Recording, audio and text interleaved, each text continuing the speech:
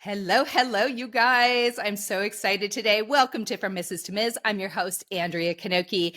And today I have a very special guest with me. I have Meg is in the house with me today. Hey, Meg, what's going on? Hi. Hello. Oh, Just you guys hearing that warming up my accent?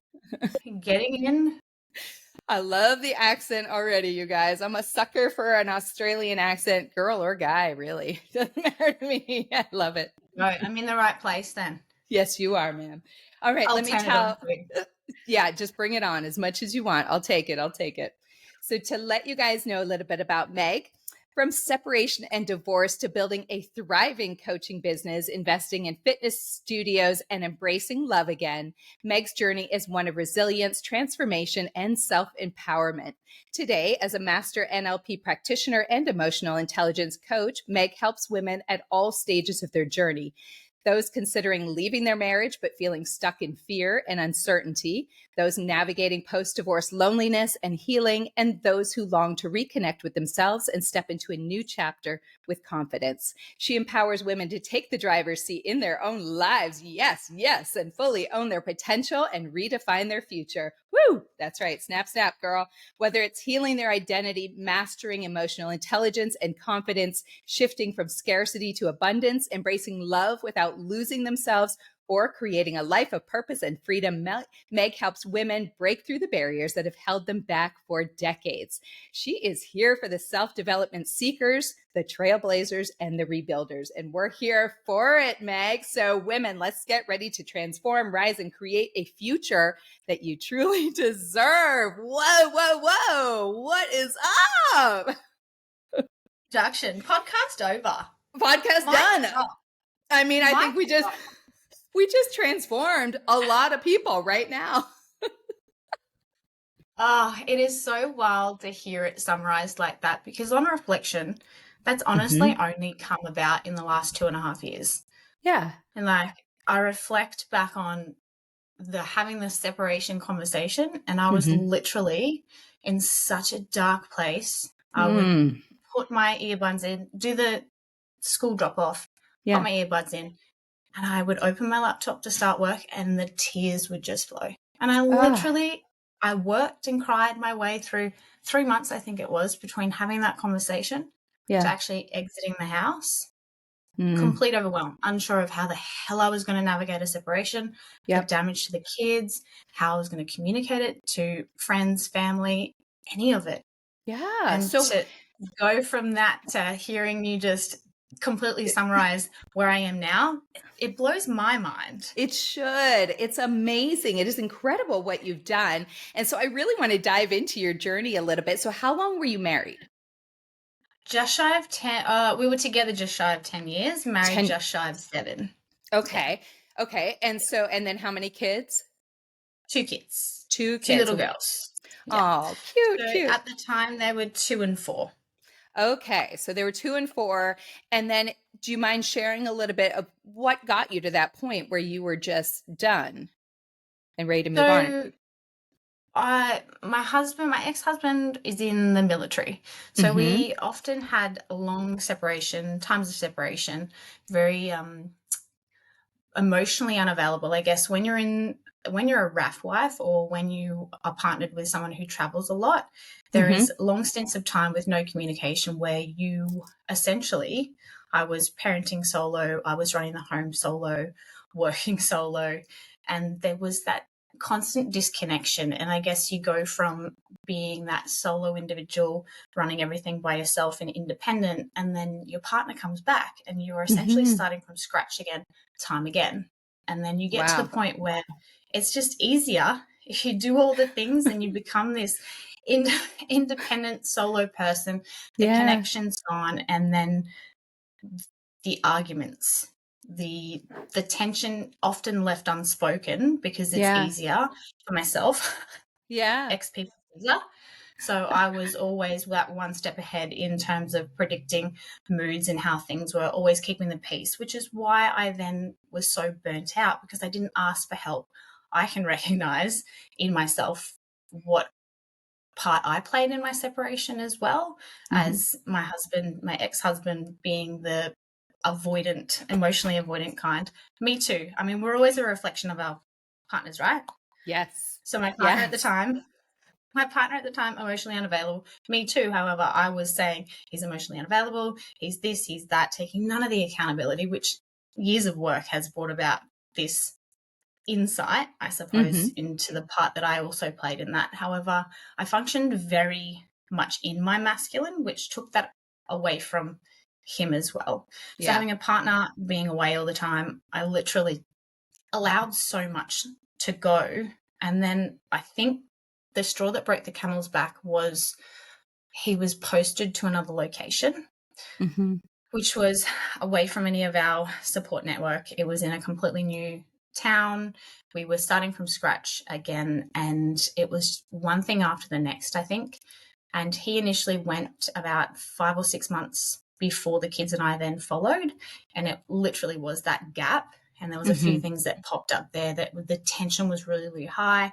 Finances came into play. We didn't agree on where we wanted to live. My concern was the kids. His was location to work. It was just one thing after the other. We didn't have a very open communication basis, and it just imploded. And it wasn't like we had multiple conversations in terms of separation. It was one conversation, and then it was done. And that was done. Which, wow. It was done. So I think a lot happened behind the scenes, which it did for both of us. We both had these thoughts of separation without actually having the conversation. And again, when you're in two separate locations, you are living separate lives without coming together and actually discussing what's happening for you both. And two emotionally unavailable people have no understanding of how making it work actually comes about. And that was our story. And there was the resentment and the anger, and it just imploded. And it was literally, and I tell people, sometimes my clients come and they give me these big stories. And for me, it was literally my ex-husband came home and asked me, why isn't there enough milk in the fridge for his afternoon coffee? And that was the straw that broke the camel's back. Wow. People say, don't cry over spilt milk. I was crying over minimal milk. No milk. For not having the milk in the fridge. And that was what imploded into this massive back and forth. The only time we ever had an argument that with raised voices, and that was it. And from there, I went down the path of therapy. A few things were confirmed in terms of emotional, financial, different abuse. For him, I knew he was also suffering from anxiety as well. That was also not an open communicated conversation. He'd been in therapy for 6 months. I was completely unaware. He didn't feel safe to actually tell me these things. I knew bits and pieces. However, and again, another red flag in our relationship, which came out afterwards. He was not interested in couples therapy. And to me, I wasn't willing to put myself any further into trying to fix things if it wasn't reciprocated. And that was that. Wow. There was a conversation. Where do we go from here? Should I move out? Yes. Okay. Done. And that was done. And then he went on a work trip, and I literally put my headphones in, cried, did my work, sorted out how the heck I was going to navigate separating. I didn't tell my family for about 2 months. Got all the back end organized while he was away. And then within the month of him returning, I had found a rental and then moved out. Wow. So just boom, boom, boom, boom. It was real quick, real quick. I always wonder, go ahead. Sorry. I think for a lot of women, the conversation happens and they're like, okay, now I'm in survival mode. What are the tick boxes that I need to do? And I literally put together, when I first opened my business, I literally put together a document, a 1-page document called the Before I Go checklist. And it is all the things that you should be gathering, all the things to look into, all the things to get ready, all the people to talk to, so that they can literally just tick it off and have it done. It could be before the conversation. It could be before you leave the home. Yeah. It's generally the survival mode, and then you come out of that, and then you're like, ugh, and then you fall apart. Yeah.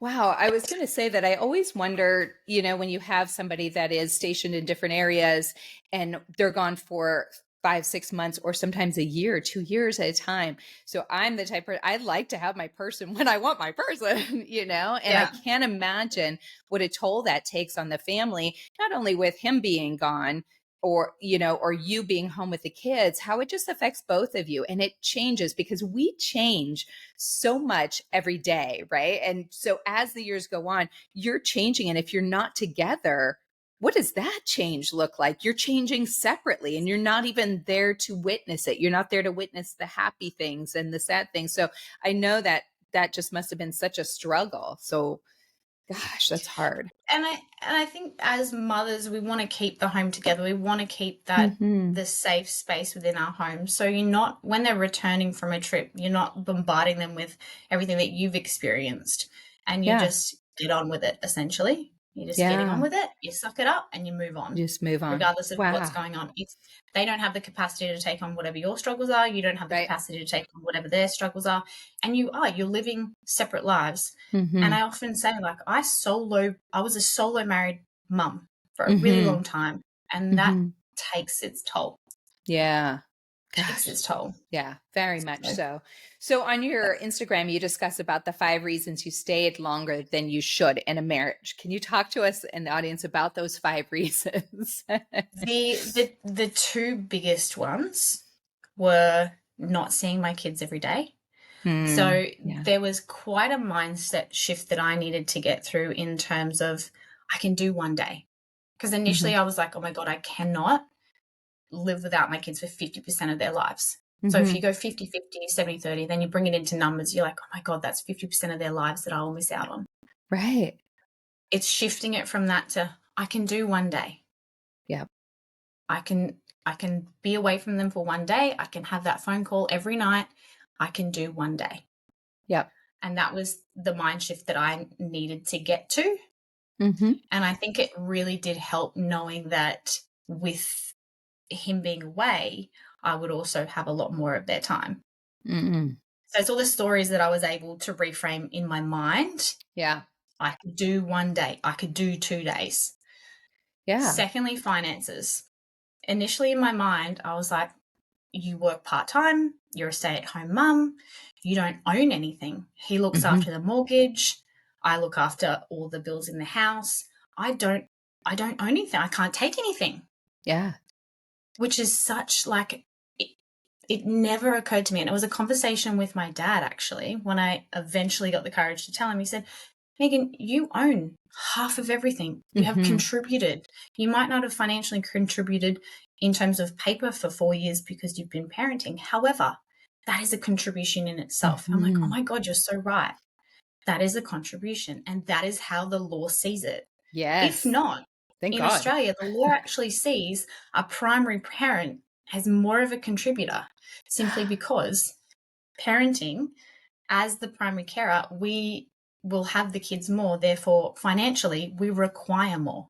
Yeah. So it's actually, it actually goes in our favor. 50-50, which is the setup we have, there's Yeah. really no difference. Yeah. However, for the parent who has the kids more, they're actually seen as requiring more financially, which I'd Wow. never looked at it from that perspective.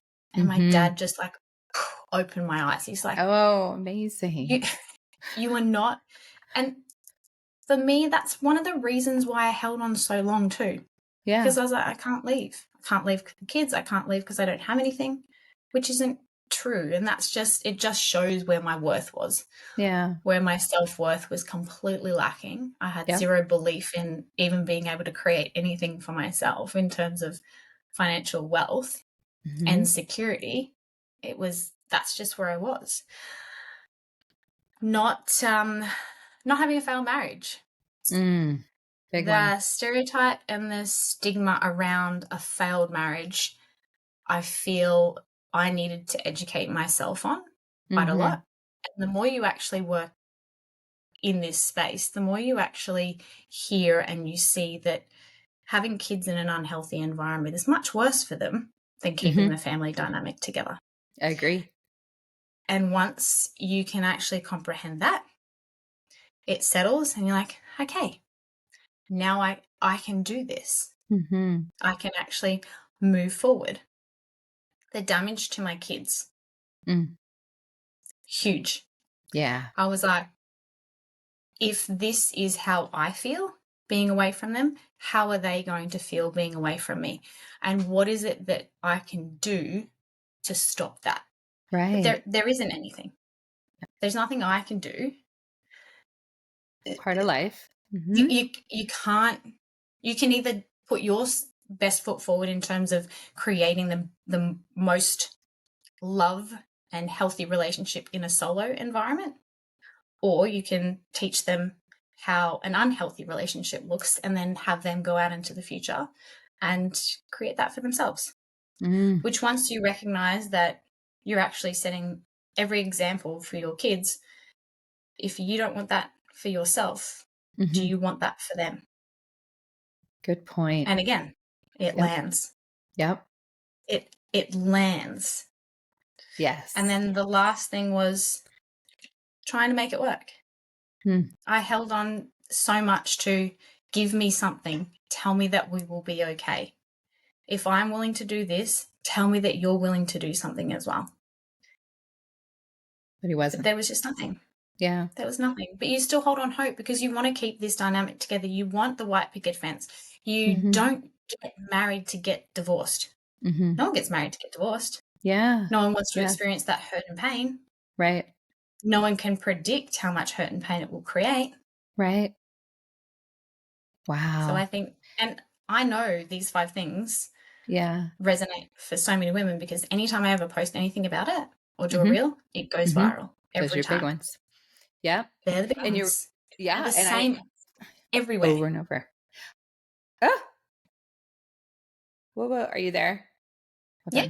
Oh my gosh, my screen just went off. Okay, let me just mark that. So it's never happened before. Okay, I just marked it, so I know. Yes, I totally agree. And I think some of the things, probably the one that resonates, I would think biggest would be the fear of failure, of hoping that you can make it work and giving up on something too soon and hoping that, you guys can come to some sort of an agreement. But I mean, I just feel like kind of when it's so far done, it's really hard to come back from that. I mean, it can happen. People can do it, right? And they can work things out. They can go to counseling. But like you said, he wasn't even willing to go to counseling. So if you're not willing to put in the work, it's never going to work. Exactly. Right? And I think you get to a point too, and I know for a lot of women, they've actually grieved the loss during the marriage before they actually have the conversation of separation because they have tried. They've tried with their own selves. They've tried to put it out there. They've tried. It might not look like they've tried to other people, but for themselves, they've tried and they're done. Yeah. Because to get to that point, to know that it's so final, that's it. They're at capacity and they're not wanting to be convinced out of their decision. They're hard, rock solid. They're hard on that decision and that's it. There is no changing their minds. Yeah. They've grieved it, they've moved forward and they're ready for that next thing because they can see and they can feel the vision of their future that doesn't entail the pain and the loss and the hurt and the disappointment.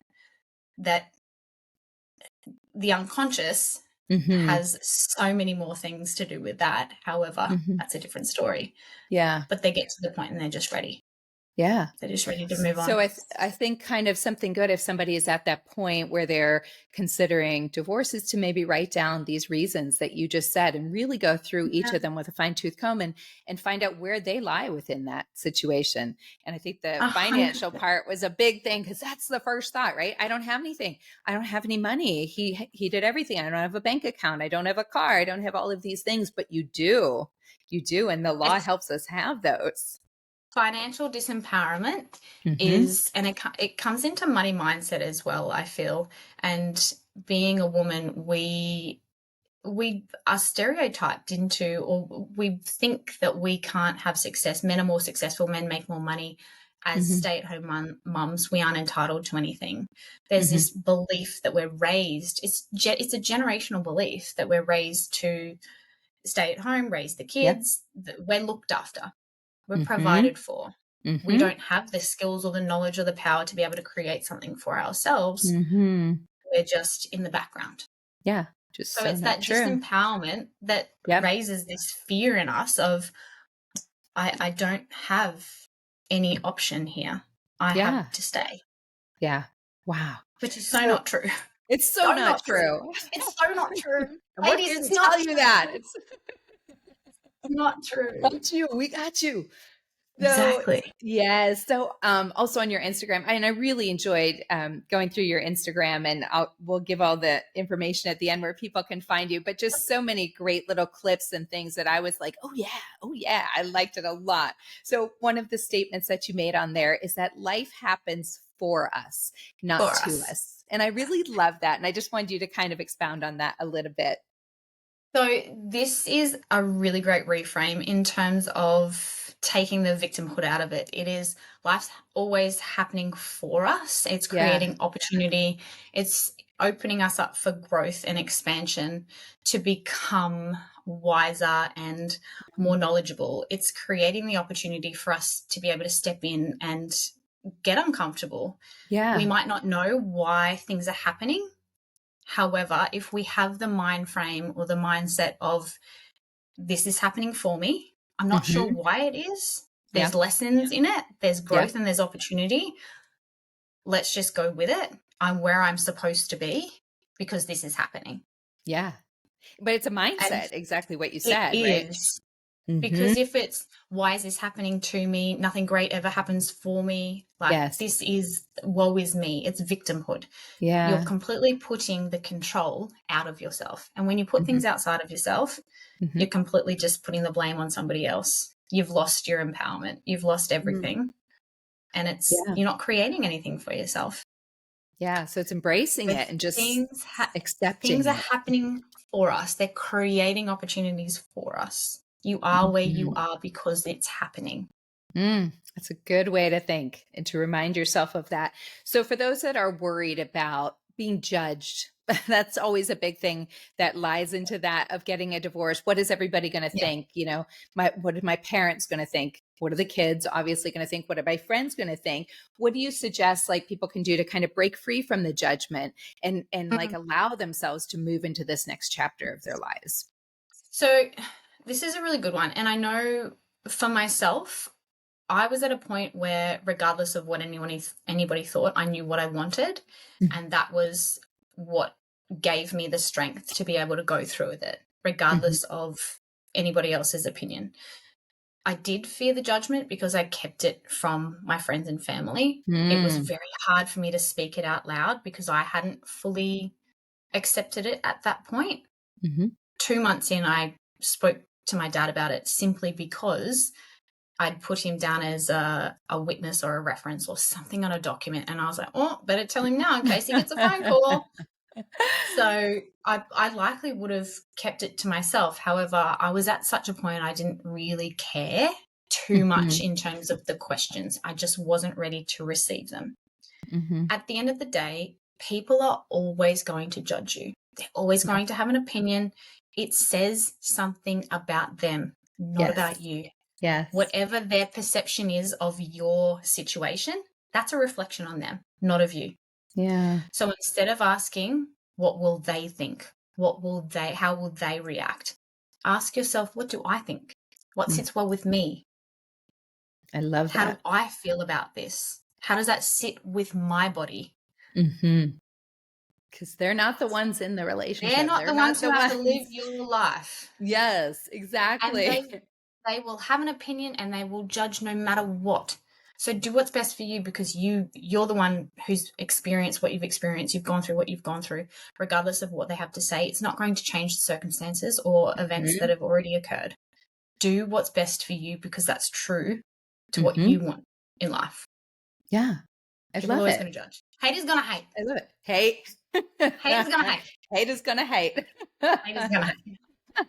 So I want to talk about how you went from financial fear to financial freedom. And I want to give a statement that again, you said I was trolling your Instagram, I'm not gonna lie. And Great. I so love that. All the way. I know. So this is something that you said. I'm going to read it out just so everybody knows what I'm referring to. So you said, I stopped waiting and started building. I invested in my own growth and education.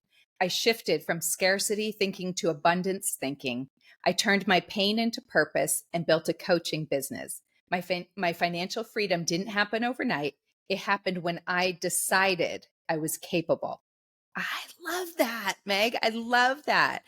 And so many things, if I'm breaking that down, there's so many things in there. And I felt like when I was going through your site and looking at it, because I'm divorced, I've gone through all of the same similar things. And I was just like, gosh, I remember feeling that way. And there's still times that I feel that way. I'm 8 years out and you still have those times, right? Yeah.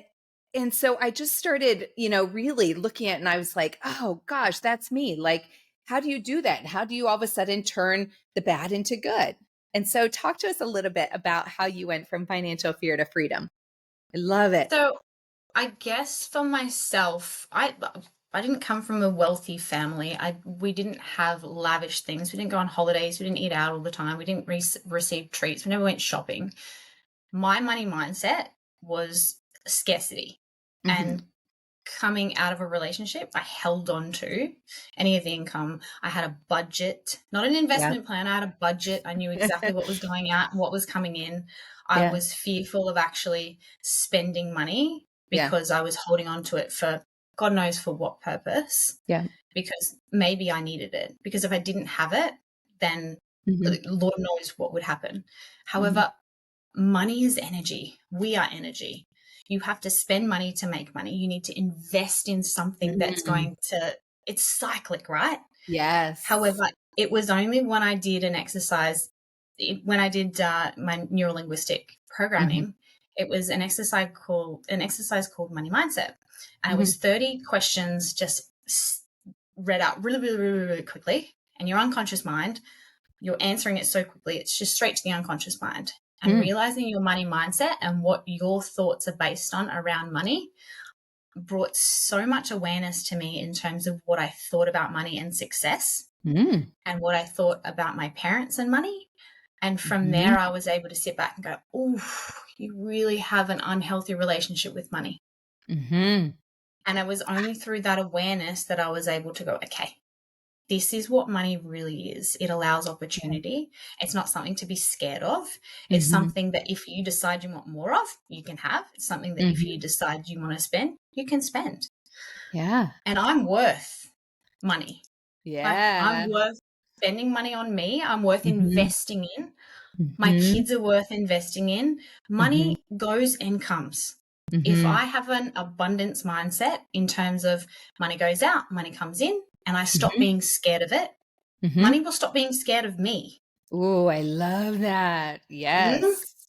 So if you level up the energetics of money and abundance, and your mind doesn't know the difference between real money and fake money. So if you are in an abundance mindset of money comes easily, my success isn't on how much money is in the bank. Yeah.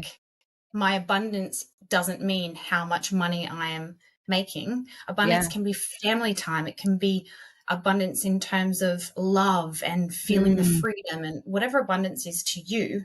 That's also a mindset shift. In terms of financial freedom, if you believe that money comes easy, money will come easy. Yeah. Start telling yourself money comes easy. I am money. Money comes easy. Whatever your mantra is or however it works for you. For me, it was I'm worth investing in. And from that point, I literally started spending thousands of dollars on self-development, hiring my own coach, investing in myself. And you know what? I started doing that. My first month in business, the abundance came about. I made $25,000 in my first month. Wow. And the thing is, I still lacked the point of money comes easy. Yeah. Because money came very, very easy. From that point, it flows. However, if you're working on your abundance, work on your inadequacy. Because if you too feel as though you are inadequate, that also hinders your money mindset. That is so great because I always had like a totally unhealthy relationship with money.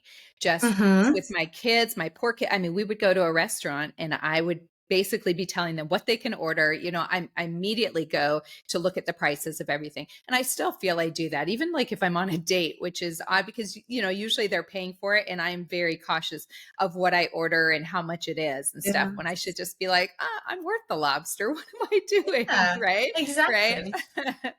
Right. And so from those little things, I love that you invested in yourself, in your career. And you're saying that you kind of, when you said you went out and got a coach, was that just to work with yourself or to build your career? Career. And so I have an emotional intelligence coach, and she works on both business and relationships. So relationship to self in business, because if one's out, the other's out. Yeah. Honestly, if you're not in alignment with both, you'll never succeed in business if you have a terrible relationship with yourself. Yeah. That makes sense. That makes sense. You just never will. Yeah. And equally on spending money, like you spend money and your bank account gets to a point, you're like, I'll make more money. Yeah. You hustle so much more when people have a mental threshold of how much money should be in their bank account. My low in terms of bank account could be completely different to your low. Right. However, when we get close to that low, we make more money. We do whatever it takes to make more money, right? Because we have to survive. So you're never going to be out of money. It's simply a mindset that you have of scarcity, of like, I have to hold on to every penny that I have. I can't, if I let it go, it won't come back. Yeah. Start letting it go and watch it come back. Love Trust it. It'll come back. It always does. It always does. And that seems to be consistent amongst. Bring that's up what your brings energy it back and the around. money will come in. Yeah. And honestly, this, I was going to say, becomes the consistency, or it's been the consistency with the majority of the guests that I've interviewed, that all say, you know what, I depleted my 401k, or I took, every little penny I had and I put it into myself, and I started taking classes, and I started working with this coach, and all of these things that they did. And then I'm talking to them now and they're flourishing in their business. And so it is about putting it back into yourself, because who's going to believe in you if you don't believe in yourself? Right. I don't know. One of the biggest pushbacks that I find with women that will come onto an introductory call, they see the price and they're like, I can't afford that. Yeah. Instantly, it's not, how can I afford that? It's I can't. Yeah. That in itself is a belief that I can't do it. It's a fear that either they're unwilling to do the work because it's hard. It's less about the money and more about the fear of it's getting serious. And I need, if I'm going to commit to this, firstly, I need a way to make the money. Secondly, I need to feel uncomfortable and actually follow through. And what if I fail? What if I fail? It's not about the money. Yeah. Because anyone who wants to do anything will find a way.